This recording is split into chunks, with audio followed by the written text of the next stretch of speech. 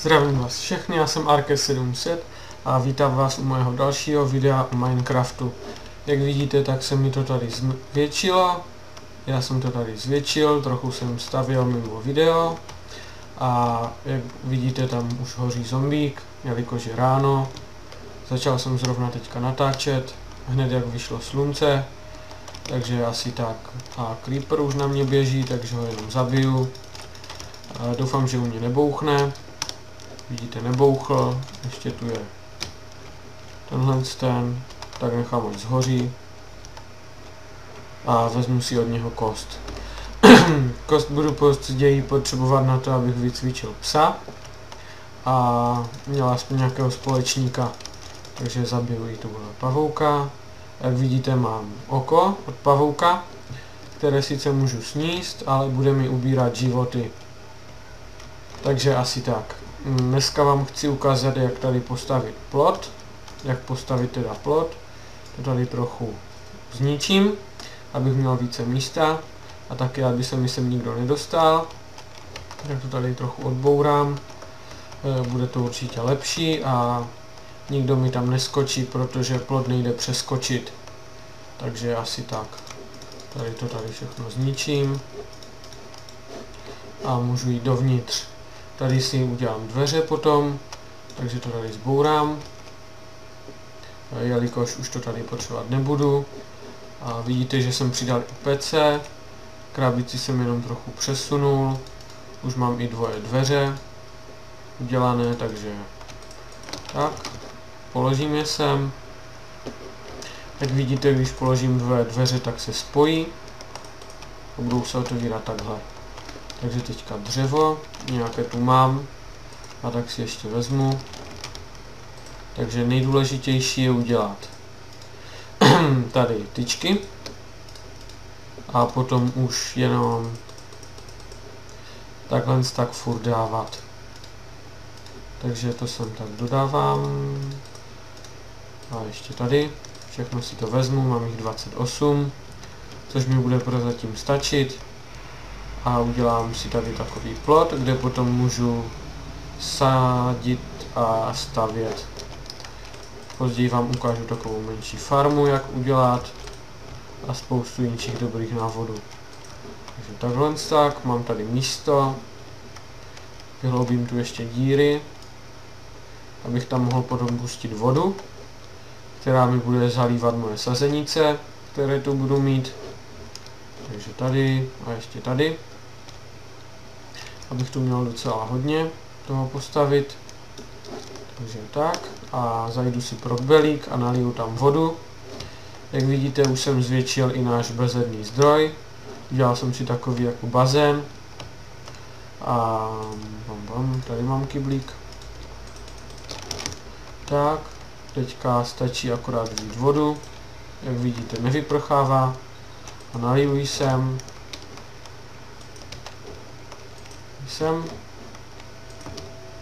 Je lepší si udělat občas více těch belíků, protože jinak musíte furt chodit. Sem to dám a celé to tak zadělám. A potom si najdu nějaké sazenice a můžu to na to nasazet. Tak a ještě jednou. A je to. Takže tady to tak mám a teďka vám ukážu, na co je ta motika. Kliknu pravým a začnu to jakoby orat. Tak a mám tady menší sad. Takže si teďka vezmu akorát, jestli tu mám nějaké sazenice. Tady a cukrovou třtinu ne. Takže asi tu žádné nemám normální. To asi nevadí, takže teďka jsem tu to prozkoumával a ukážu vám dneska, jak postavit dlaždice a potom cihly. Takže tady jsem se díval, že máme jíl, tohle je písek, nějak chobotnice, z kterých dostáváte ingoust. Nic vám nemůžou udělat, takže je to v pohodě. A tady máme jíl. Je trochu šedší než písek, a taky trochu pomaleji se dá rozbít. Takže to asi všechno. A jak vidíte, tak nad vyčerpáním mám takové vzduchové bubliny, které mi ukazují, jak dlouho ještě vydržím pod vodou. A no, nechal jsem si v domě, jak vidíte, už mi vyprchaly a životy se začínají ubírat, takže to prozatím bude stačit. A teďka to zajdu dát do pece a mělo by se mi z toho udělat cihly. Jo, ještě tam nemám žádné uhlí, takže si vezmu uhlí a hodím ho do pece. A na to dám hýl a začne se mi vypalovat. Zatím jdu dál, protože jsem tam viděl pumpkiny, neboli dýně. A z dýní se dají udělat krásné ozdoby, takže vám to chci právě ukázat, takže tam už stačí jenom dojít. Jak vidíte, ten hýl se nachází většinou jenom ve vodě, takže byste měli hledat ve vodě. Takže už bych tu měl být. Jsem je tady někde viděl, jak jsem tady šel kácet stromy. Doufám, že najdu znova. Jak bych se asi celkem naštval, kdyby tu znova nebyli, protože nevím, kdo by je vzal, když tu jsem jediný. Já už je vidím, tamhle jsou. Takže vypadají nějak takhle.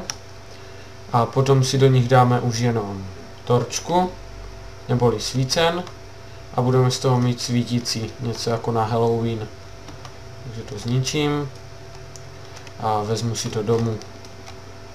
Tak. Rychle, rychle, rychle. A taky jsem tu někde viděl kaňon s celkem hodně surovinama, tak vám ho můžu zajít ukázat. Tady, jak vidíte, je uhlí, které si můžu vzít. Uhlí není nikdy dost, jelikož furt potřebujete vypalovat. Jak vidím, našel jsem jeskyni, do které zrovna teďka nepotřebuju. Takže našel jsem tu jeden hezký kaňon, jak jsem vám říkal už. A tak vám jdu ukázat, jak vypadá. Doufám, že se mi ho podruhé podaří najít. Někde tady by měl být. Doufám, že tu bude znova. Jinak asi nemůže zmiznout. Takže asi jsem ho ztratil někde. Takže jsem ho našel. Tady je. Jak si můžete všimnout, je celkem velký. A je tam celkem hodně surovin. Sakra, creeper. Doufám, že zrovna teďka nebouchne. To by se mi celkem nehodilo. Jo, mám z něho expy. A už se stačí dostat jenom na druhou stranu. No, ale zrovna nic nemám. Takže ten kaňon si asi necháme na příště.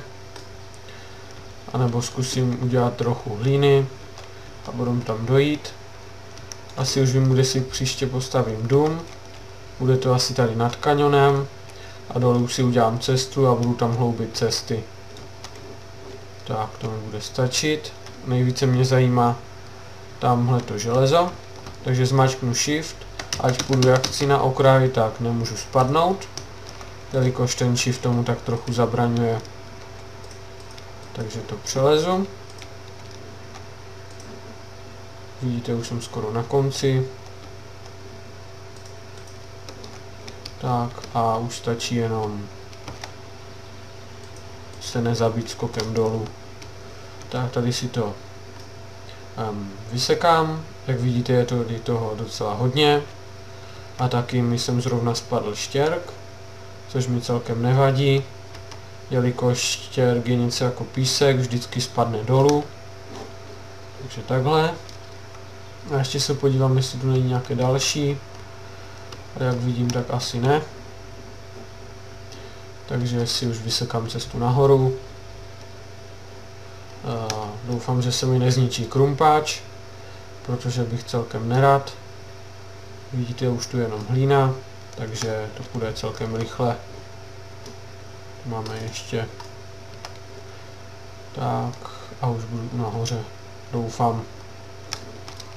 protože bych se celkem nerad tady ztratil a nechtěl bych ztratit barák. Jo, už je světlo a už se taky stmívá, takže už jenom vylezu a zajdu vám ukázat, jak vyrobit cihly. Takže jenom najdu barák.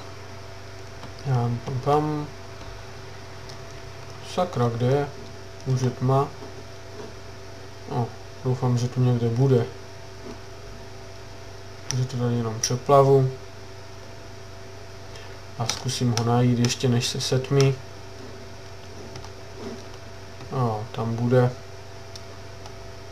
Doufám, že bude někde tady, protože bych nechtěl chodit daleko. Vidím, že se tamhle svítí, takže tam bude můj dům.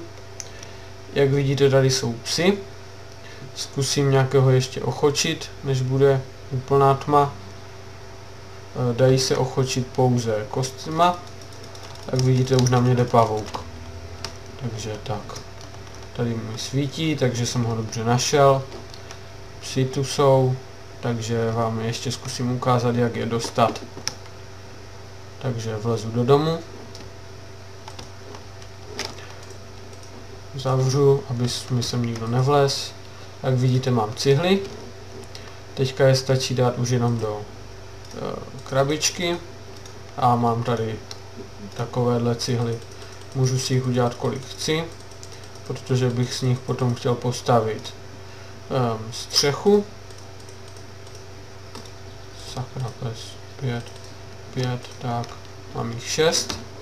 A ještě jsem tu někde měl ty kosti, takže to všechno můžu dát zpátky.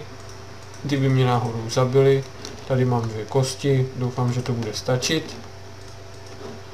Takže přijdete k psovi, až ho tu někde znovu uvidím. Doufám, že se jen tak nestratí. Jo, tady je, ale jsou tu i lučišníci, takže přijdete k němu, se na vás takhle zadívá a zmáčknete na něho pravým. Je to trochu náročné, no vidíte, takže se to nepovedlo, takže můžu jít zpátky. Doufám, že mě tady nezabije tenhle lukostřelec, protože by to bylo celkem nepříjemné, už mám jenom 2 životy. A omlouvám se za ten timelapse, jelikož můj debilní brácha se vlezl a začal buzerovat. Nejlepší je být jedináček. Takže asi tak. Pokud vám to nebude vadit, tak si zapnu kreativ. Vezmu si tady nějaké kosti, abych vám to mohl ukázat. Tady nějaké kosti mám. Ještě bych tu měl mít spam. Vlka. Tady je spam vlk. Bude mi stačit 1. Ostatní můžu vyhodit. Tady si nechám tak 10 kostí. Abych vám to mohl předvést, taky smažu. A teďka hodím vejce. Mám tady vlka. A jak jsem říkal, přijdu k němu s kostma a dám mu je. Jak vidíte, už mě poslouchá. Teďka, když na něho kliknu pravým, tak si sedne a nebude za mnou chodit, bude stále čekat. A když na něho kliknu pravým, tak za mnou bude chodit pořád a taky mi bude pomáhat zabíjet zombíky. Takže já ho posadím, aby tu hezky seděl. Tady zavřu dveře a ještě se najím. Tak, někde jsem tu měl tady. A s tímhle se s váma loučím. Pojmenuju si psa třeba Andy. A mějte se krásně a skládejte básně. Takže jsem ho